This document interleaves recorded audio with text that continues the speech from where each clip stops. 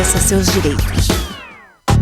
Rio de Janeiro, atração o ano inteiro. Tem descanso, tem folia. Noite e dia, alegria. Sol e praia, diversão. No prato ou copo, a festa, o bar. Museu ou bloco. Show, cultura, história. Gravado na memória e no seu coração. Rio de Janeiro, vem se apaixonar. Rio de Janeiro, vem se apaixonar. Cidades maravilhas, campo, mata, serra e trilha, em estado de emoção. Tem o Rio de Janeiro, que você já ama, e o Rio, que ainda vai conquistar você. Apaixone-se pelo Rio. Rio de Janeiro, vem se apaixonar. Rio de Janeiro, vem se apaixonar. Governo do Estado do Rio de Janeiro.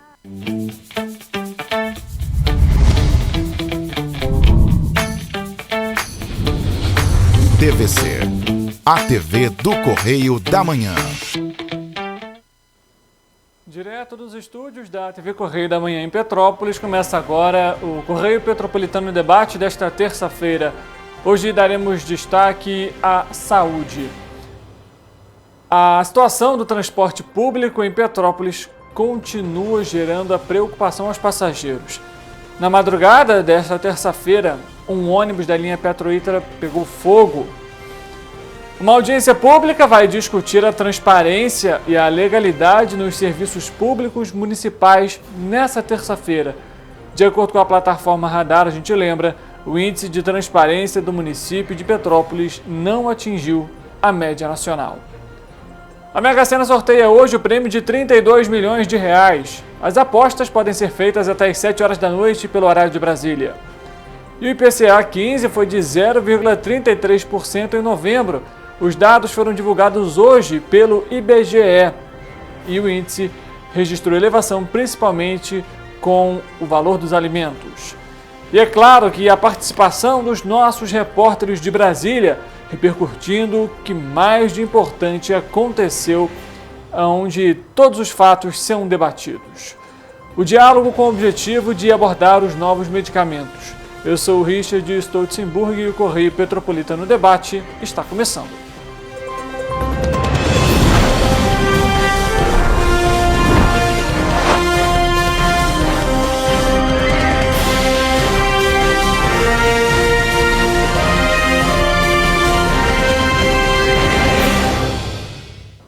Olá, uma ótima tarde para você que nos acompanha. Seja muito bem-vindo para mais uma edição do Correio Petropolitano Debate.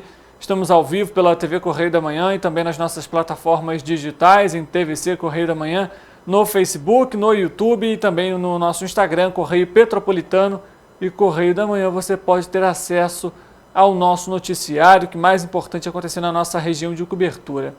Antes da gente começar a edição de hoje, as nossas notícias, eu tenho um pedido para fazer para você que está em casa.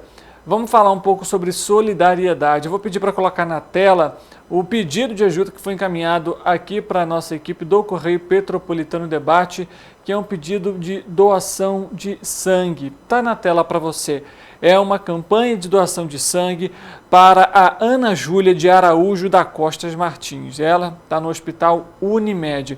A família entrou em contato aqui com a nossa equipe, solicitando então esse apoio. Ela que está numa unidade de tratamento intensiva, ou seja, uma UTI. E é claro que toda ajuda é muito bem-vinda. A família informou que qualquer tipo sanguíneo está auxiliando para essa evolução da Ana, justamente, que necessita de doações. Para você fazer a sua doação, a gente lembra, no Banco de Sangue Santa Teresa, que fica lá na rua Doutor Paulo Hervé, número 1130, no Bingen. Lá, inclusive, tem estacionamento gratuito para você poder fazer a sua doação. Se você que está em casa não pode doar, compartilha com os amigos, com os familiares, coloque aí no seu grupo da família para auxiliar a família da Ana Júlia, que está fazendo então essa solicitação, esse pedido de apoio a toda a população de Petrópolis, e assim o Correio Petropolitano Debate também aí divulga essa informação para auxiliar a família. A gente torce também pela evolução, pela melhora da Ana Júlia. Não deixe de doar, é bem rapidinho. E além de ajudar a Ana Júlia, você também pode salvar outras 3 vidas. Gesto muito bonito e simples e rápido de ser feito. Não deixe de fazer essa doação. Vamos falar agora sobre uma outra situação, olha que delicado. Um ônibus da aviação Petroita, que fazia o horário do Corujão na madrugada dessa terça-feira, pegou fogo na Avenida Getúlio Vargas. A gente olha a imagem do ônibus. A Avenida Getúlio Vargas fica no Quitandinha. De acordo com o Corpo de Bombeiros, o incidente aconteceu na altura do quilômetro 1100. As equipes foram acionadas às 3 horas da manhã e para a ocorrência no local. O quartel conseguiu conter as chamas e não houve nenhuma vítima. A nossa equipe procurou, inclusive, o Cetranspetro, mas até o momento nós não obtivemos retorno. Como você viu as imagens ali do ônibus, é uma situação um tanto quanto delicada. Eu fico impressionado como que um ônibus como esse continua circulando em Petrópolis. Eu faço questionamento aqui para o Cetranspetro e também para a CPTrans. A CPTrans divulgou, a gente trouxe aqui no Correio Petropolitano Debate um relatório, uma fiscalização, em que apontou que apenas 8 veículos da Petroita estavam regulares para operar. Mas a gente vê a quantidade de ônibus da Petroita que estão circulando. Então, por que dessa fiscalização? Ela não adiantou de nada? Foi só para falar, eles estão regulares ou irregulares? Cadê realmente uma ação da CPTrans para tirar esses ônibus de circulação? A gente, inclusive, tem para mostrar para você que está nos acompanhando, na tarde dessa terça-feira, no início dessa tarde, né, um ônibus da Petroita quase caiu dentro do rio, na Avenida Washington Luiz, aqui no centro da cidade. Você está vendo as imagens aí neste momento? Olha só que delicado, né? Os passageiros começaram a gravar os vídeos ali logo após esse ônibus. Não sei, a gente ainda não tem informação se ele perdeu o freio, se o motorista perdeu ali o controle do veículo, se travou, enfim. Mais um ônibus logo depois, né? Tem menos de 12 horas aí do ocorrido na madrugada dessa terça-feira e agora mais uma situação como essa desse ônibus aí também da Petroita. Impressionante como que as empresas conseguem fazer tudo que querem em Petrópolis, porque não tem uma fiscalização decente, não tem uma penalidade decente para essas empresas. Quantas e quantas vezes a gente viu aqui ônibus quebrados, ônibus sem freio, ônibus que para dentro do terminal quebrado, ônibus que pegou fogo. A gente comentou recentemente da Aviação Cascatinha, que é basicamente a mesma empresa. E agora a Petroita, mais um incêndio registrado, fora um incêndio na garagem. Enfim, será que nós vamos ter que noticiar, infelizmente, uma morte em decorrência de algum desses ônibus para que a CPTrans, a Prefeitura de Petrópolis, tome alguma atitude? A gente espera que não. A nossa equipe entrou em contato com o Cetranspetro e, infelizmente, não recebemos o retorno do sindicato. O Balcão de Empregos Online de Petrópolis oferta 173 oportunidades de trabalho em empresas do município desta semana. Para participar dos processos de seleção, os candidatos devem fazer o cadastro dos currículos no site da Prefeitura em www.petropolis.rj.gov.br até a próxima sexta-feira. O Balcão de Empregos é um serviço da Secretaria de Assistência Social, por meio do Departamento de Trabalho e Renda, o DETRA. Todos os candidatos concorrem nos processos seletivos, desde que atendam aos requisitos exigidos pelos empregadores. As empresas têm a responsabilidade integral pelo recrutamento e também pelas contratações. Importantíssimo manter, então, os dados atualizados, o currículo, principalmente, para você não perder nenhuma oportunidade. Vale lembrar, há vagas para ensino superior, ensino fundamental, ensino médio e também são atualizadas semanalmente. Se por um acaso não há aquela vaga indicada para o seu perfil, nessa semana fique tranquilo, acompanhe a disponibilidade de vagas e se candidate. Só para a gente trazer essa outra informação para você, lembrando, a gente trouxe ontem, mas é sempre importante ressaltar. Carretas de grande porte vão subir a Serra de Petrópolis pela pista da descida, em operação prevista para ocorrer na madrugada de terça para quarta-feira, né? Ou seja, entre a meia-noite de hoje para amanhã. E ela vai acontecer então, nessa reversão, vai exigir a interdição total do trecho entre o quilômetro 80 e 102, né? São 22 quilômetros aí de interdição no sentido Rio de Janeiro. A operação vai ser necessária porque os veículos de carga têm dimensões que impedem a passagem pela pista de subida de traçado quase centenário. As equipes da Concer e também da Polícia Rodoviária Federal vão acompanhar a operação, que inclusive pode ser adiada caso não haja então condições climáticas ou operacionais favoráveis. A Concer orienta que os motoristas programem a viagem e evite retenções nesse trecho da rodovia durante a operação especial. Para obter as informações atualizadas, basta entrar em contato com a central de atendimento no 0800 282 0040 e também para aqueles portadores de deficiência auditiva e de fala 0800 281 0041.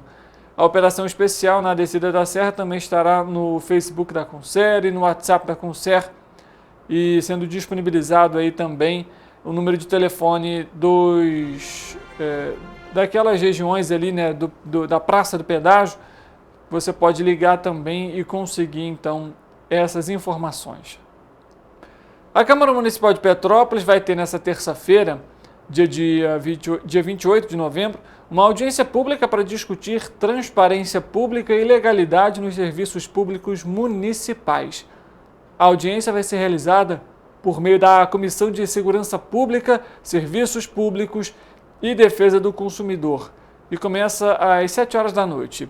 Ela também pode ser acompanhada presencialmente no plenário da Câmara, que fica ali na Praça Visconde de Mauá. As imagens estão aí na tela para você, ou de maneira remota pela TV Câmara no canal 98 da Speedfiber e também pela internet no canal da Câmara Municipal de Petrópolis, que fica lá no YouTube. A gente lembra que os dados do radar da transparência pública apontam que a transparência do poder público em Petrópolis despencou de um ano para o outro. A gente trouxe essa informação ontem, de 79,9% em 2022 para apenas 48,11% neste ano. A ferramenta é desenvolvida pela Associação dos Membros dos Tribunais de Contas do Brasil e também pelo Tribunal de Contas da União e pelo Tribunal de Contas do Estado do Mato Grosso, e reúne então os dados de todos os municípios e de instituições do país. E a gente tendo que noticiar essa situação de Petrópolis, né? Falta de transparência aí do poder público, não chegando a nem atingir a média nacional. A gente, além disso, traz uma outra informação aqui para você que está nos acompanhando, e só lembra, né? De 2022 para 2023 foi de 82,9 para 64,61, uma queda de quase 20 pontos percentuais. Com esse resultado, o Poder Executivo perdeu o selo prata, retrocedendo para um nível intermediário. Olha essa situação, né? A gente lembra que no ano passado, quando atingiu o selo prata, a Prefeitura de Petrópolis informou que faria de tudo para manter ali pelo menos o selo prata ou para avançar para o selo ouro ou diamante. Mas a gente viu que foi muito pelo contrário do que foi dito no ano passado. No próximo sábado, dia 2 de dezembro, a Prefeitura de Nova Friburgo, por meio da Secretaria de Saúde e também da sua Subsecretaria de Vigilância em Saúde, vai realizar mais uma etapa da vacinação contra a raiva. A vacina vai ser aplicada na Estratégia de Saúde da Família de Campo do Coelho, Lumiar, Boa Esperança, São Pedro da Serra, Amparo e Muri, e também na Escola Municipal João Vicente Valadares, em Deboçan, e na Escola Municipal Alberto Meyer, na Granja Spinelli. Os tutores devem levar os animais para receberem a vacina portando um documento oficial com foto e, se possível, a carteirinha vacinal do bichinho. Já aqueles que querem aplicar as doses em domicílio devem ter um isopor com gelo. Não deixe então de participar. Se você tem esse seu animalzinho, tem que vacinar ele contra a raiva.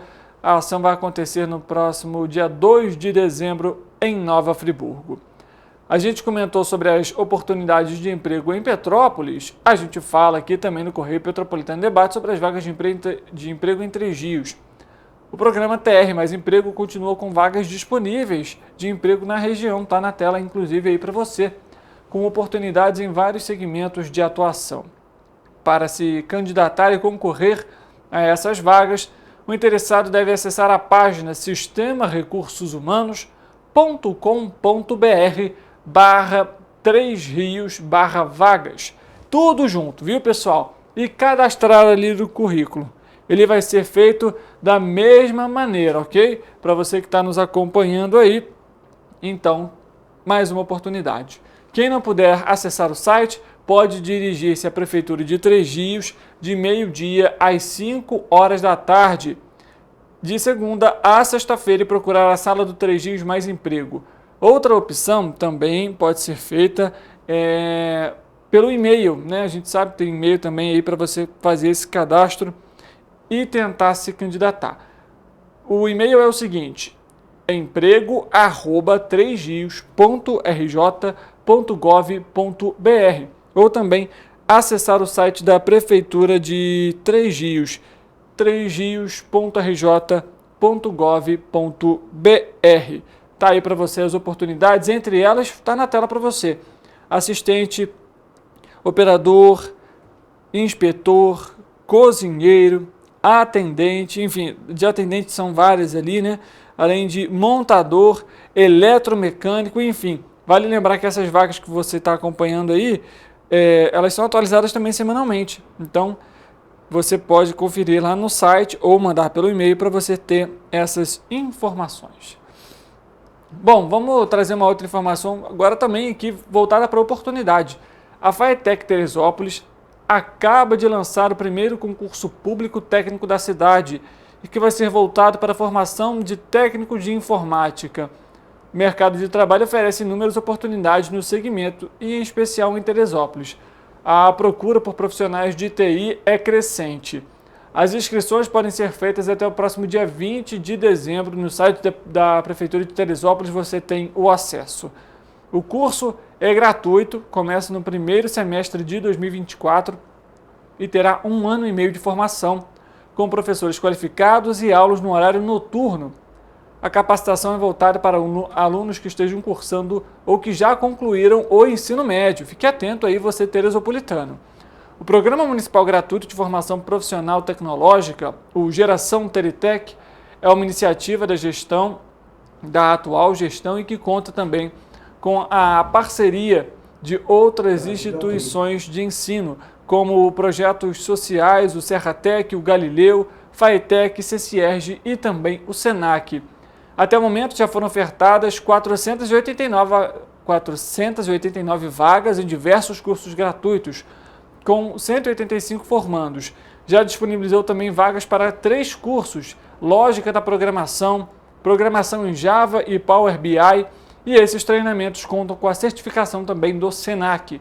Ótima oportunidade para você, teresopolitano, jovem que está aí terminando o ensino médio ou então que já se formou e, é claro, que gosta de tecnologia. Esse é um ramo que tem empregado muitas pessoas. Já trouxemos, inclusive, Vladimir Carvalho, que é o presidente da Alterdata, que fica em Teresópolis, para conversar aqui no Correio Petropolitano Debate, justamente falar sobre essas oportunidades e como que a tecnologia tem empregado aqui no nosso país. A gente vai fazer agora o nosso link com Brasília, porque a gente vai continuar falando sobre a indicação do presidente Luiz Inácio Lula da Silva, do Flávio Dino, ministro da Justiça, para então o Supremo Tribunal Federal, e também de Paulo Gonet para a Procuradoria-Geral da República. Esse anúncio foi feito oficialmente na última segunda-feira. A gente conversou ontem com o Rodolfo Lago a respeito sobre esse tema. E hoje a nossa repórter, a Gabriela Galo, ela vai falar justamente sobre essas repercussões após esse anúncio oficial. Gabi, boa tarde para você, seja muito bem-vinda. Já era de se esperar essas repercussões e algumas delas até negativas em relação principalmente ao Flávio Dino, indicado aí para o Supremo Tribunal Federal, né? Exatamente, Richard, muito bom dia, muito boa tarde, quer dizer, para você, para todo mundo que está nos acompanhando. Como você falou,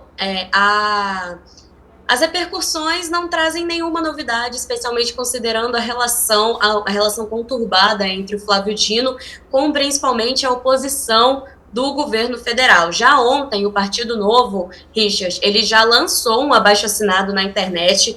A meta deles é conseguir ao menos 50 mil assinaturas pedindo para que o Dino não seja indicado, né, para a vaga do STF. E só ontem, Richard, esse abaixo-assinado já ultrapassou as 30 mil assinaturas. É bem provável que o Novo consiga esse abaixo-assinado. Então, o Flávio Dino ele vai enfrentar bastante resistência no Senado, principalmente na Comissão de Constituição e Justiça. Se especulava um pouco nos bastidores se essa seria realmente a primeira vez que o indicado do presidente à vaga do Supremo Tribunal Federal não seja aceito, mas isso foi... em contrapartida, tem outras alegações de que o Dino ele pode passar, mas isso pode talvez custar caro para o governo federal, ou que isso pode talvez trazer outras consequências, por assim dizer. A sabatina do Dino e do Paulo Gonetti, ele está marcado para o dia 13 de dezembro, isso dá uma quarta-feira, ambas às 10 horas da manhã. Quem vai ser o relator do processo do Flávio Dino vai ser o senador o Everton, que também é do Maranhão, do PVT, vai ser o senador Everton Rocha, e o relator da sabatina do Paulo Gonetti para a Procuradoria-Geral da República é o senador Jacques Wagner, que inclusive se especula em algumas avaliações que ele tenha sido o verdadeiro motivo do presidente Lula não ter indicado o advogado da AGU, Jorge Messias, e sim o Flávio Dino, justamente por conta do voto do Jacques Wagner naquele projeto de lei do Congresso que limitava os poderes do STF. Então essa seria meio que uma resposta do Lula, indicando um aliado muito fiel, um candidato competente, porque gostando ou não do Flávio Dino, ele tem a competência necessária, por assim dizer, juridicamente, para poder assumir a vaga do Congresso, do STF, perdão, e estaria meio que com uma conversa com o Supremo justamente para poder ter uma aliança com o Supremo. A indicação do Dino foi bem recebida por alguns dos magistrados, como o Alexandre de Moraes, mas está nessa disputa aí interna se vai acontecer alguma coisa e se o Dino vai de fato ou não ser sabatinado. Paulo Gonetti, por outro lado, ele não deve enfrentar muita resistência, visto que ele não é uma figura pública muito polêmica, ele inclusive é muito discreto, inclusive essa é uma diferença discrepante entre o Paulo Gonetti e o Flávio Dino. O Flávio Dino tem um perfil mais progressista, ele é muito debochado, ele aparece muito mais do que o Paulo Gonetti. Em compensação, o Paulo Gonetti, até pela sua formação, ele tem um perfil mais conservador, muito mais sério, um pouco mais retraído. Retraído no sentido que ele não se manifesta tanto publicamente. Então, talvez um desafio que o Paulo Gonetti tenha que enfrentar é justamente essa exposição para a grande mídia e para o Brasil como um todo, mas a especulação é que ele consiga bem seguir com esse cargo, especialmente nessa estratégia do Lula de colocar duas pessoas com perfis diferentes para poder trazer um apaziguamento, por assim dizer, na Procuradoria-Geral. Richard. Tá certo, Gabi. Só para a gente lembrar, então, para quem está nos acompanhando, quando que vai ser, então, a sabatina? Dia 13 de dezembro. Perfeito. E, lógico, depois disso ainda tem que também passar pelo plenário do Senado, correto? Exatamente. O presidente do Senado, Rodrigo Pacheco, já adiantou que para tentar correr com a sabatina para que eles sejam sabatinados ainda nesse ano. Se eles forem aprovados já no dia 13, o projeto já deve seguir para o plenário da Casa para votação para a sabatina dos dois. Perfeito, Gabi. Obrigado pelas suas informações. Um bom trabalho aí em Brasília, havendo atualização, espaço sempre aberto aqui para trazer essas informações. Obrigada, Richard, para vocês também. A gente, inclusive, separou uma fala do presidente do Senado, Rodrigo Pacheco, justamente sobre a indicação, então, de Flávio Dino ao Supremo Tribunal Federal e também de Paulo Gonet para a Procuradoria-Geral da República. Vamos acompanhar essa fala logo após esse anúncio do presidente Luiz Inácio Lula da Silva, trazendo, então, essa indicação dos dois para tanto o STF quanto para a PGR. Vamos acompanhar. Do presidente Lula, comunicando as indicações ao Senado, que agora foram formalizadas no sistema e com os documentos entregues. Dessa forma, ao recebê-los, nós vamos dar o encaminhamento devido, que é o encaminhamento à Comissão de Constituição e Justiça do Senado, assim como fizemos e faremos em relação a outras indicações. Nossa intenção para todas essas indicações de Banco Central, de CAD, de embaixadas, PGR e Supremo, estabelecemos um esforço concentrado entre os dias 12 e 15 desse mês de dezembro, para a presença física dos senadores, considerando que essa apreciação se dá por voto secreto, consequentemente pela presença física dos senadores e senadoras. Então, nós estamos imbuídos desse propósito, vamos fazer o encaminhamento às comissões e, uma vez sabatinados nas comissões, inseriremos na pauta dessa semana entre o dia 12 e o dia 15 de dezembro. Como a gente, então, atualizou, vai ser no dia 12 de dezembro, então, essa sabatina, tanto do Flávio Dino como do Paulo Gonet.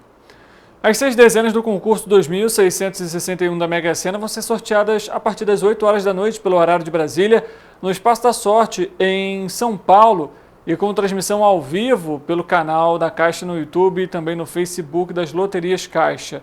Caso apenas o apostador ganhe o prêmio principal e aplique todo o valor na poupança, pode receber aí R$ 194.200 de rendimento somente no primeiro mês. O acumulado do prêmio é de R$ 32 milhões. As apostas podem ser feitas até às 7 horas da noite, pelo horário de Brasília, nas casas lotéricas credenciadas pela Caixa em todo o país ou pela internet. O jogo simples, com 6 números marcados, custa R$ 5. O período de inscrição para as vagas remanescentes do Fundo de Financiamento Estudantil FIES termina na próxima quinta-feira, dia 30. O prazo chegou a ser prorrogado pelo Ministério da Educação. As inscrições são gratuitas e devem ser feitas exclusivamente por meio do Portal de Acesso Único ao Ensino Superior. Os resultados da pré-seleção e chamada única e da lista de espera vão ser divulgados no dia 4 de dezembro. De acordo com o MEC, podem se inscrever todos os estudantes com matrícula ativa na condição de cursando regularmente o mesmo curso, turno e localidade da instituição de ensino participante do FIES e que foram ofertados nesta edição. Além disso, os estudantes precisam atender às demais exigências do programa, como ter renda familiar mensal bruta per capita de até 3 salários mínimos.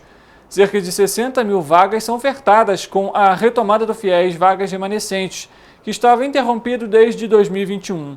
Os inscritos serão selecionados de acordo com a classificação das notas no Exame Nacional do Ensino Médio, o Enem. Serão consideradas as edições a partir de 2010. A nota mínima exigida é 450 pontos na média das 5 provas do Enem, bem como na nota superior a 0 na redação. O índice, então, para você que está nos acompanhando, foi feito e essas vagas, foi feitas essas análises. Algumas vagas foram retomadas, porque alguns perdem ali o prazo para entrega de documentação, seja no portal, seja na universidade. Então, foi disponibilizado aí esse número de vagas. Rapidinho, mudando de assunto, o Índice Nacional de Preços ao Consumidor Amplo, IPCA, que média prévia da inflação oficial do país, foi de 0,33% em novembro deste ano. A taxa ficou acima dos 21% da prévia do mês anterior, mas abaixo de 0,53%, que era a prévia para novembro do ano passado. Os dados foram divulgados nesta terça-feira pelo IBGE. E com o resultado, o IPCA 15 então acumula uma alta aí de 4,3% no ano e de 4,84% em 12 meses. 8 dos 9 grupos de despesas pesquisados pelo IBGE apresentaram então a alta de preços na prévia da inflação oficial de novembro, com destaque para alimentos e bebidas. Essa foi a primeira alta de preços dos alimentos desde a prévia de maio deste ano, ou seja, em 5 meses. Bom, chegou a hora de saber como que fica o tempo e a temperatura.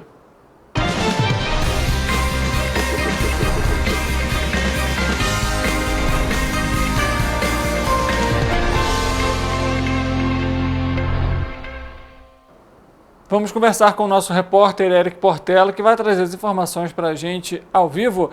Eric, boa tarde para você, seja muito bem-vindo. Como que fica o tempo para essa quarta-feira? Boa tarde, Richard. Boa tarde para você aí de casa que está nos assistindo. Olha, eu já posso adiantar a vocês que há possibilidade de chuva para todas as nossas cidades de cobertura. O Instituto Nacional de Meteorologia emitiu mais um alerta de tempestade para algumas regiões de São Paulo, Belo Horizonte e Rio de Janeiro. As nossas cidades de cobertura estão sob o aviso. Dessa vez, o grau de severidade dele subiu para perigo, que é a cor laranja, o segundo nível. Então, é importante que a população fique em alerta e, se possível, evite áreas de risco. Hoje, em Petrópolis, há probabilidade de chuva e a temperatura continua subindo. Pode chover a qualquer hora do dia, então não dá bobeira. Já sai de casa com um casaquinho e com guarda-chuva. Bem, agora vamos à previsão do tempo para quarta-feira, dia 29 de novembro. Em Nova Friburgo, a quarta-feira será de ligeira elevação na temperatura, chuva a qualquer hora do dia, com possibilidade de trovoadas durante a tarde. Os ventos no município serão fracos e os termômetros devem marcar mínima de 16 e máxima de 26 graus. Em Teresópolis, a temperatura também sobe, mas ainda assim existe possibilidade de chuva com mais intensidade no período da tarde e noite. A intensidade dos ventos será fraca e os termômetros devem marcar mínima de 17 e máxima de 26 graus. Em Petrópolis, o dia será de muitas nuvens no céu, pancadas de chuva isolada a qualquer hora do dia, com possibilidade de raios e trovoadas. Mesmo com a chuva, a temperatura deve passar por uma ligeira elevação, variando entre mínima de 18 e máxima de 31 graus. Olhando aqui para Paraíba do Sul, vocês podem ver que o dia, mais uma vez, será de chuva com possibilidade de trovoadas isoladas. A temperatura não cai e os ventos no município serão fracos. Os termômetros irão marcar mínima de 20 e máxima de 31 graus. Em Partido Alferes, a previsão é de chuva isolada com possibilidade de raios e trovoadas durante todo o dia. Os ventos nesta quarta-feira serão moderados durante o período da manhã e a temperatura, que se mantém estável, deve variar entre mínima de 18 e máxima de 31 graus. Agora, para finalizar, em Três Rios também chove. A temperatura mínima se mantém estável e a máxima passará por elevação. Os ventos serão fracos na cidade e os termômetros vão variar entre mínima de 21 e máxima de 31 graus. Richard, é sempre bom lembrar que, em caso de emergência, a população deve entrar em contato com o Corpo de Bombeiros por meio do telefone 193 ou com a Defesa Civil pelo número 199. Tá certo, Eric. O importante é ficar atento aos alertas e, é claro, em caso de emergência, como você comentou, acionar as forças de segurança. Obrigado pelas suas informações e um bom trabalho para você. Igualmente, Richard. O Correio Petropolitano Debate faz um intervalo rápido. A gente volta daqui a pouco para falar sobre tratamento, medicamentos e, é claro, que envolvem também as polêmicas. Bom, tudo isso após o intervalo. O Correio Petropolitano Debate volta já.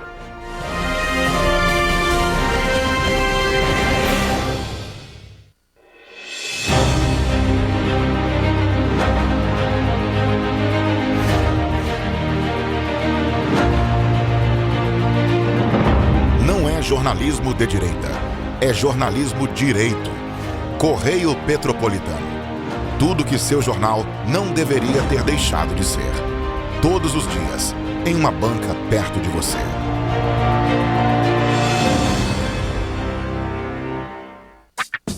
Enquanto você pensa que poderia ganhar igual aos homens, a Alerj faz. As leis que você precisa, a Alerj faz. Baixe o aplicativo da Alerj e conheça seus direitos.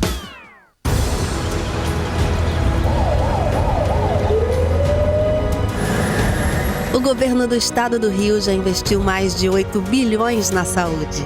E se eu dissesse que esse é o maior investimento na saúde já feito em toda a história do Rio? Eu diria que melhorou, mas eu quero mais. Depois de 3 anos parados, os mamógrafos móveis estão de volta. Pra gente cuidar melhor das mães e dos bebês. O governo do estado também está investindo na saúde especializada. Porque se o problema é complicado, mais atenção ele precisa. Melhorou, mas para a saúde a gente sempre quer mais. O importante é que a saúde esteja mais perto das pessoas. Por isso, todas as regiões do Rio recebem a mesma atenção. Melhorou, mas eu ainda quero mais. O governo do Rio de Janeiro também quer. Então pode ter certeza, o trabalho e os investimentos vão continuar. Governo do Estado do Rio de Janeiro. Um bom jornal tem que ser direto, tem que ser direito. Não ser de esquerda ou de direita, mas direito. É ter coragem de informar a verdade e não impor a sua verdade. É respeitar a inteligência do leitor e vontade do eleitor. Correio da Manhã, um jornal que há 122 anos tem a coragem de ser direto e direito. Em uma banca perto de você. Enquanto você imagina que poderia rolar desconto na conta de luz, a Alerj faz. As leis que você precisa, a Alerj faz. Baixe o aplicativo da Alerj e conheça seus direitos. Para ter mais qualidade de vida, conte com a maior rede de academias de Petrópolis. Aqui na Corper, com uma mensalidade, você utiliza todas as unidades: Centro, Bingen, Itamaraty e Itaipava. Com planos a partir de R$ 89,00, e a academia oferece ambientes modernos para você cuidar da sua saúde com segurança. Os espaços contam com dezenas de aparelhos de musculação, diversos equipamentos para aeróbico e funcional, além, é claro, de profissionais qualificados e uma extensa grade de aulas coletivas, que inclui dança, bike, jump, wolf fit, step fit, entre outras.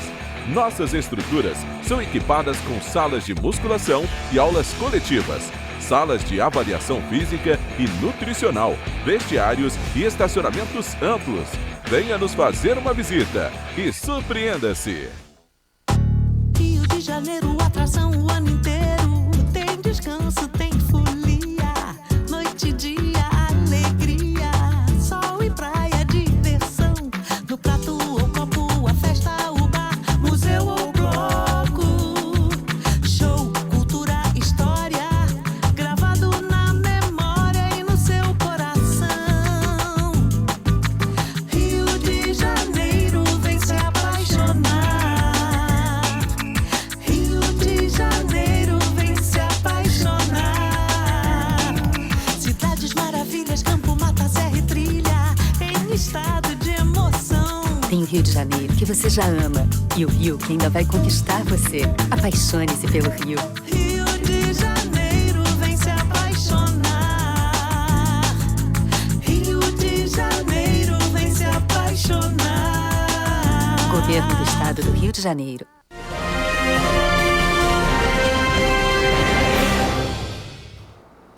Correio Petropolitano Debate de volta. Vamos dar início agora à nossa entrevista. No programa de hoje nós vamos conversar com Andréa Franco, ela que é fisioterapeuta integrativa e também especializada em cannabis medicinal. A gente vai falar justamente sobre esse tema com ela e de alguma forma trazer aqui transparência para o público. Andréa, primeiramente, obrigado pela sua presença. Seja muito bem-vinda aqui no programa. Muito obrigada. Esse é um tema que gera polêmica, gera muita discussão. Vamos começar, então, essa nossa entrevista justamente falando sobre o cannabis medicinal. Como que ele é produzido? Ele é produzido a partir da flor, né? Então tem laboratórios específicos, especializados em fazer isso. Então, produz através da flor, separa de acordo com vários métodos de extração dos fitocannabinoides que vão reagir. São vários fitocannabinoides e esses laboratórios eles têm a condição de separar para usar cada um determinado medicamento para cada pessoa. Hoje se fala muito em CBD, que é o fitocannabinoide mais conhecido como medicinal, e o THC, que é utilizado muito, todo mundo fala, tem um grande tabu em relação às pessoas que utilizam de forma recreativa, porque ele é psicoativo. Mas existem várias doenças, inclusive as neurológicas, dores agudas, que reagem muito bem ao THC. Né? Então é assim. Bom, vamos lá. Você tocou numa questão aí que é importante também a gente comentar. Quais são, então, prós e contras desse medicamento? O que é importante colocar em pauta e, é claro, até mesmo para quem vai usar esse medicamento? Sim, fundamental, que eu sempre falo, o fitocannabinoide ele praticamente não tem contra, mas ele tem as reações adversas que, na verdade, são realizadas em interações medicamentosas. Então, o que é fundamental? Fazer a consulta para consumir esse medicamento com algum profissional especializado na área de saúde que possa prescrever, né? E utilizar um medicamento de qualidade, que tenha laudo, e nisso você sabe que aquela medicação tem tanto disso, tanto daquilo, né? Eu estava, inclusive, sobre esse tema, trazendo algumas informações, coletando alguns dados. De acordo com a Anvisa, Agência Nacional de Vigilância Sanitária, hoje no Brasil existe um medicamento que eu vou trazer o nome justamente dele aqui, que seria o Mevatil, é isso? Sim. Somente esse? Existem outros medicamentos? Como que, por exemplo, a agência reguladora, né, a Anvisa nesse caso, analisa esses casos? Então, existem poucos medicamentos que você pode comprar na farmácia à base de cannabis, mas já existem, né? E fora isso, nós temos os laboratórios que normalmente são de fora do Brasil e que a Anvisa dá autorização do paciente com a consulta, com o laudo médico, com a prescrição desse médico, a ter acesso à importação desse medicamento. É um medicamento caro? Bastante caro, e por isso nós temos as associações que facilitam o acesso desse paciente num valor acessível também, né? Porque você traz importado, tem frete, então como que você consome um remédio R$1.000? Andréia, ainda falando a respeito sobre esse tema, o que me surge como curiosidade é justamente o seguinte: como que esse medicamento ele é voltado para quê? Para quais tipos de pacientes ou de doenças, enfim, ele pode ser utilizado? Então, são várias doenças catalogadas. Hoje no Brasil, segundo a lei, nós temos apenas 3 catalogadas, mas existem vários estudos científicos que comprovam muitas doenças, mas eu vou explicar melhor para vocês, que eu acho que a gente precisa de uma explicação de como esse medicamento vai agir no corpo. Recentemente, igual nós temos sistema cardíaco, sistema nervoso, foi descoberto um sistema endocannabinoide. Esse sistema endocannabinoide todos os mamíferos têm, inclusive os nossos pets também têm esse sistema. E por isso a gente tem a medicina veterinária que pode atuar com a cannabis medicinal.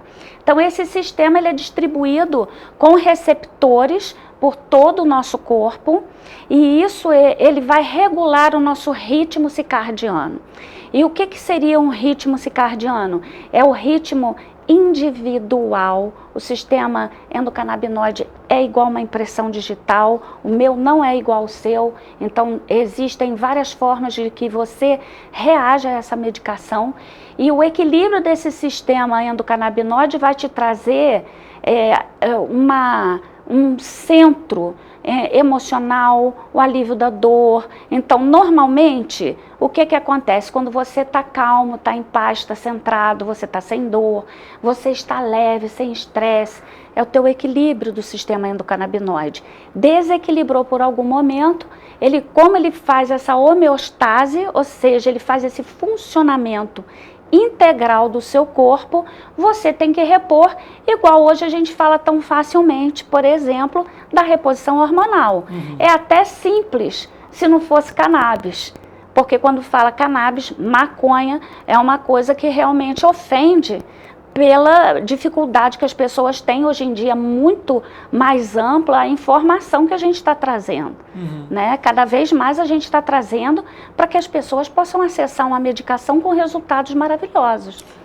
André, mas não teríamos de alguma forma alguns fatores de risco? Eu pergunto isso pelo seguinte fato: a Associação Brasileira de Psiquiatria do Estado do Rio de Janeiro chegou até a apresentar alguns dados justamente que trazem ali uma possível evolução, né? Lógico que vai depender, como a gente estava comentando, de paciente para paciente, que faz esse tratamento, de um avanço do Alzheimer. Como que os laboratórios hoje também se preocupam com esses pontos, por exemplo? A evolução do Alzheimer no sentido com o uso de medicamento canábico? Isso é um pouco questionável, visto que já está comprovado cientificamente que a cannabis ela é neuroprotetora. Então temos resultados maravilhosos. Aí vai depender de cada paciente e da qualidade do atendimento dele. Porque existe alguns pacientes que possam ter intolerância? Sim. Já estamos, o Brasil, gente, é um dos maiores pesquisadores de cannabis medicinal que a gente tem no mundo, né? Então, assim, a gente começa a ver que tem pessoas que têm, por exemplo, intolerância a THC, que tem doenças que você não vai utilizar o THC, vai usar o CBG, que é uma outra substância também da cannabis, que vai atuar, por exemplo, num paciente tumoral, né, que tem um paciente oncológico. Então, assim, depende muito da avaliação deste ser humano que está na sua frente. E existem já exames que você pode fazer para saber a sua intolerância. Né? E como que são feitos esses exames? Exame de sangue. Exame de sangue. E, André, aproveitando ainda essas questões relacionadas aos tratamentos, como de fato esse tratamento acontece? Então, você procura um médico. Aí uma coisa que eu gosto muito de falar é que quando a gente pensa em cannabis, por vir com essa coisa da maconha, o que a gente pensa? É fumar? Não é. Isso é muito importante falar. Existem várias vias de administração dessa medicação. Então, tem pacientes que não vão precisar tomar o óleo, mas vai usar uma pomada para dor. Vai fazer uma massagem com óleo que tem cannabis e vai ter um resultado maravilhoso na sua musculatura. Ele pode também fazer a vaporização. Então, por exemplo, um paciente com dor aguda, ele vai ter um efeito maravilhoso com a vaporização, porque o meio de absorção é mais forte, né? Então, como que a gente faz? Como que é administrado esse medicamento? Existe aí uma coisa muito importante que é o ajuste de dose. Primeiro é ver o que é esse paciente, o que é melhor para esse paciente. Nem todo precisa tomar o óleo. Tem alguns, e mais, gente, tem para menopausa tratamentos feitos com cannabis, assim, com um efeito maravilhoso, com produtos que no momento temos só importado, mas que a gente consegue trazer, né, tudo com a autorização da Anvisa. Então, a via de administração, a partir dessa, o que é que eu vou usar nesse paciente? É o óleo? Então, o óleo tem um outro olhar, porque você tem que achar a dosagem melhor para aquela pessoa. E essa dosagem, existe um tempo de administração, que você começa com uma dose baixa e a cada 4, 5 dias você aumenta e vai observando. Por isso que o paciente, é muito bom aqui falar que o paciente ele tem que ser olhado o tempo todo. Ele não recebe, nós temos remédios tarja preta muito mais perigosos que a cannabis, né? Que vão dar reações adversas, que vão ter interações medicamentosas com outros remédios, e assim, e que vai embora e aquele paciente toma e está tudo bem, né? Então a cannabis, ela vai ter, importante, que eu sempre falo, é que não é só o óleo, é o todo. É esse paciente se autoconhecer, e isso a cannabis faz, que ele começa a prestar atenção em si, né? Por exemplo, um paciente de fibromialgia que tem muita dor, tem enxaqueca, tem bruxismo, apertamento dentário, ele sofre muito. Quem tem dor não pode esperar para ficar bom daqui a um ano, né? E quem tem dor precisa de alguma coisa que seja rápido para que ele possa voltar à qualidade de vida que ele tem. E a cannabis, ela traz esse olhar que ela é muito rápida no efeito, e aí esse paciente precisa ter a instrução de que não é só o óleo. Ele vai precisar, o sistema endocannabinoide, ele é estimulado de várias formas, nem sempre só com óleo. E em relação a esse medicamento, ele tem, por exemplo, contraindicações para algum determinado público, ou é recomendado durante o período de tratamento evitar algum tipo de alimento, por exemplo, bebida alcoólica, um outro tipo de medicamento? Olha, isso tudo é muito novo. Eu sempre tenho as minhas recomendações de acordo com tudo que eu aprendi. Você não vai... O que a gente ouve muito por aí falar é que não, é fitoterápico. Qualquer fitoterápico também vai ter as suas interações. Né? Quando a gente estuda um pouco mais, você vai entender que tem coisas que, se você misturar, vai dar ruim. Então, o que a gente olha sempre? Eu oriento, por exemplo, se a pessoa está tomando, mesmo quando vem de médico, amigo, parceiro, que nós trabalhamos em parceria, isso é muito importante. Esse paciente vem, o que eu vou orientar? Olha, não consome cannabis e álcool logo depois, não toma suas gotinhas e vai para tomar seu chopp. Dá um intervalo maior para que esse estímulo não seja muito estímulo para o seu corpo. Vai tomar uma medicação, o médico falou que você pode tomar a medicação junto, o que ele vai fazer? Ele vai tomar a medicação, 1 hora, 2 horas depois, dependendo, ele toma o óleo dele. E aí tem todo esse ajuste de acordo com aquilo que eu falei lá atrás do ritmo circadiano. O que é isso? É a hora que você acorda, a hora que você alimenta, é o ajuste do sono, da fome, de todas as substâncias que vão sendo liberadas pelo seu corpo naturalmente. E a partir daí tem a dosagem da medicação da cannabis que vai entrar naqueles pontos.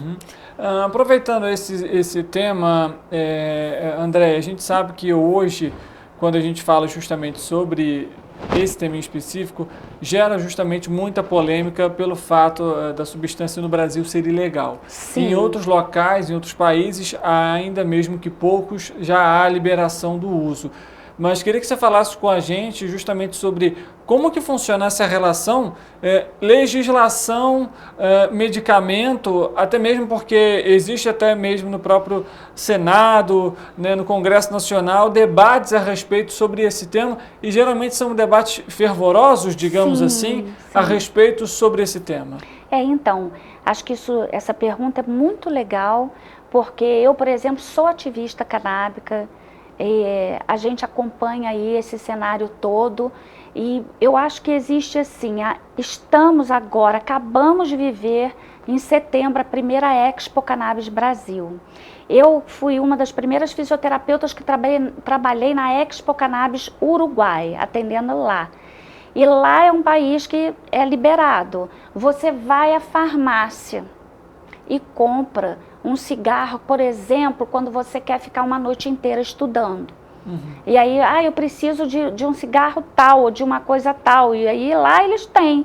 E você vê os velhinhos consumindo de forma medicinal e recreativa, né? Agora, aqui no Brasil é tudo diferente. Então tivemos a Expo, foi um momento muito de abertura, em que passaram muitas coisas nessa grande indústria de cannabis. Tivemos várias associações presentes lá, né? Recentemente teve até uma história muito forte aí, que foi com a APEP, que é uma das primeiras associações do Brasil, que o cultivo foi negado na justiça, né? E isso daí a gente tenta para quê? Por que somos ativistas? Por que tentamos trazer essa cannabis para que todo mundo possa utilizar da mesma maneira que você vai lá, compra a sua Novalgina. Se você tem uma medicação com amplo espectro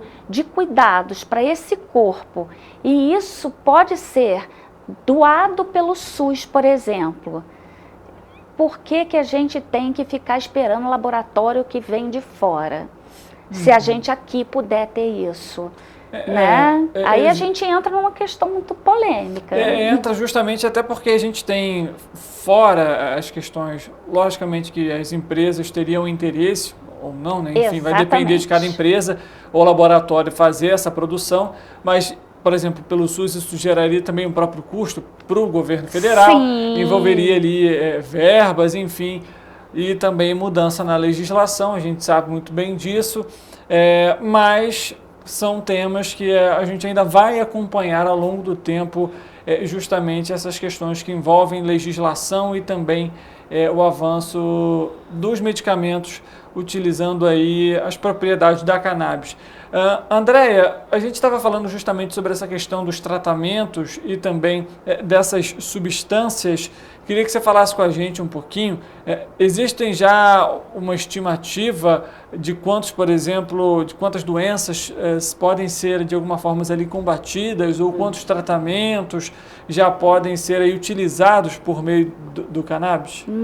Muitos tratamentos. Tem assim 30 doenças catalogadas, mas se fala em até 200. Porque é isso, ela vai atuar em cima do problema? Não, ela vai atuar no equilíbrio desse sistema endocannabinoide, por isso ela é tão utilizada, por exemplo, para ansiedade, que é o mal do século. A outro mal do século, estresse, super utilizada. Eu sou paciente canábica, foi assim que eu entrei para esse mundo, né? Quando eu precisei utilizar e a minha qualidade de vida aumentou, que eu não tenho palavras. E aí eu falei, nossa, eu quero aprender isso, porque eu usei para mim. Eu, muito mais nova, todo mundo brincava que eu vivia com dor. Eu tinha muitas dores e depois eu vi que era pelo hipotiroidismo. E, gente, eu não tenho nenhuma dor. Mas quando também escolher por esse tipo de tratamento?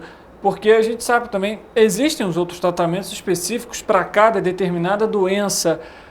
Quando optar, nesse caso, por essa utilização, até mesmo por ser um investimento alto, justamente porque não temos laboratório no Brasil? Isso, mas assim, recentemente, nós temos as associações que fornecem óleo num valor muito mais acessível.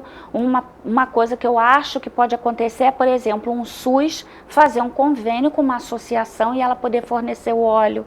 Já é um outro olhar. Isso tudo é uma questão desse olhar, né? Mas assim, o que eu acho fundamental aqui falar sempre é que nenhum tratamento isolado dá um efeito desejado. Então, toma isso que te cura, porque também tem essa polêmica de que a cannabis é panaceia e vai aliviar tudo. Mas o que vai aliviar é o tratamento multidisciplinar. É esse paciente ser olhado dentro dessa grandiosidade que é o ser humano e, por exemplo, fazer um tratamento de Parkinson, né, que está utilizando a cannabis, mas ele tem o fisioterapeuta, ele tem a fono que está acompanhando como ele se alimenta, ele tem o médico que faz consulta regular. Então, o que eu mais bato na tecla desses tratamentos é que cannabis ou qualquer outro medicamento, esse paciente merece ser olhado de forma integral. As terapias, o quanto que um paciente com crise de burnout, por exemplo, vai precisar da cannabis, vai precisar de trabalhar meditação, respiração, um cuidado com o corpo, uma terapia com psicólogo, né? Porque é para isso que todos nós juntos estamos trabalhando, para esse olhar diferenciado para a cannabis. E quando a gente olha para a cannabis, tem que olhar para tudo isso. Tem que olhar para essa sociedade que está doente. Tem que olhar para uma outra coisa que eu acho muito importante. A diferença de você consumir um óleo para consumir um prensado. Tem que olhar. Por que será? Então eu vou fumar um que fico bem. É só fumar um. Né? E fumar um não vai ter malefício. Isso é uma coisa que a gente tem que olhar. Por que a diferença, gente? Porque o óleo ele tem as substâncias separadas numa dosagem e aplicado de forma diferente. O que a pessoa consome num prensado? Não sei, é ilegal, vem do crime, né? Então isso... Justamente nesse gancho eu vou fazer a seguinte pergunta. Isso não deveria, então, justamente para, de alguma forma, trazer essa segurança, ser debatido de forma ampla e até mesmo, acho que no Brasil existe hoje essa resistência, até mesmo por conta do uso do fumo? Sim, isso tem que ser debatido, isso tem que ser falado, para que as pessoas possam entender. Então, por exemplo, hoje em dia no Brasil, existem as pessoas, por exemplo, as grandes associações, elas começaram porque normalmente, gente, isso chega a doer. Isso me comoveu quando eu comecei a fazer meus primeiros cursos de cannabis, quando eu vi que as associações vieram de mães que têm filhos que têm epilepsia e que um deles, por exemplo, que eu cheguei a conhecer, esse pai, essa mãe, em desespero porque nada melhorava a epilepsia do filho. E aí o neuro que acompanhava o filho viajou para fora e no congresso estava falando. E a batalha desse pai e dessa mãe para conseguir o medicamento, a base de cannabis que iria deixar esse filho sem crise, como ele está até hoje. Então, a nossa batalha é quando a gente vê uma mãe em desespero por um filho em desespero pelo pai que perdeu a memória e não sabe quem ele é, como no Alzheimer. E a gente vê o resultado que tem esse paciente. Então, é isso a gente que comove. A respeito ainda da medicação, para a gente poder finalizar, André, a gente já está aqui chegando ao fim do nosso programa. Existe hoje no Brasil um alto índice de automedicação. Qual é a preocupação hoje? Como que funcionaria a distribuição desse medicamento, caso seja, por exemplo, liberado, justamente por esse alto nível de medicação? Assim como com qualquer outra, todos os outros medicamentos, a gente sabe que nem todos vão necessitar desse tipo de medicação, e não necessariamente na quantidade que podem comprar. Como que essa regulamentação, como é que essa fiscalização deveria ser feita para garantir essa segurança? Pois é, a gente ainda não tem noção como é que isso vai ser. A Anvisa tem buscado o máximo possível de acompanhamento desses casos. Mas assim, todo mundo toma Novalgina, Dorflex, né, gente? Assim, tô com uma dor, vou tomar um relaxante muscular, e isso tudo está ali à disposição, como se não fizesse mal nenhum. Então, uma coisa que eu sempre bato é que as pessoas têm que ficar de olho nas interações medicamentosas. Porque, é como eu falei, até um chá de alecrim pode te fazer mal, se você tem, por exemplo, hipertensão. Você não vai ali tomar toda hora e depois você fica com um pico hipertensivo e não sabe por quê. Então, assim, a cannabis vai ter que ter uma fiscalização da mesma maneira que teria tudo. Acredito que ela seja quando apenas uma receita, um receituário diferente. Vai ser a primeira forma de nem todo mundo se socorrer de qualquer jeito, com qualquer óleo, né? Acredito que seja assim. Perfeito. Andréia, obrigado pela presença, por conversar aqui com a gente, para falar sobre esse tema que gera tantas dúvidas e, é claro, polêmica também, seja na área da ciência, seja na área política. Exatamente. Eu agradeço a oportunidade de poder falar sobre isso. Eu que agradeço, Andréia. Muito obrigada. Para você que está nos acompanhando, muito obrigado também pela sua audiência, pela sua companhia. A gente volta amanhã, 13h, ao vivo, e, é claro, você sempre o nosso convidado especial. Uma boa tarde para você e amanhã a gente se encontra. Até lá!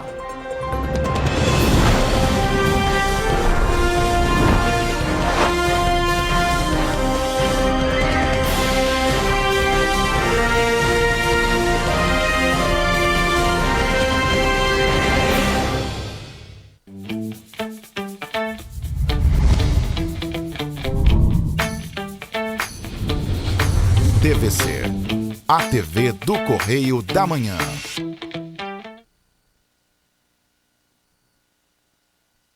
Um bom jornal tem que ser direto, tem que ser direito.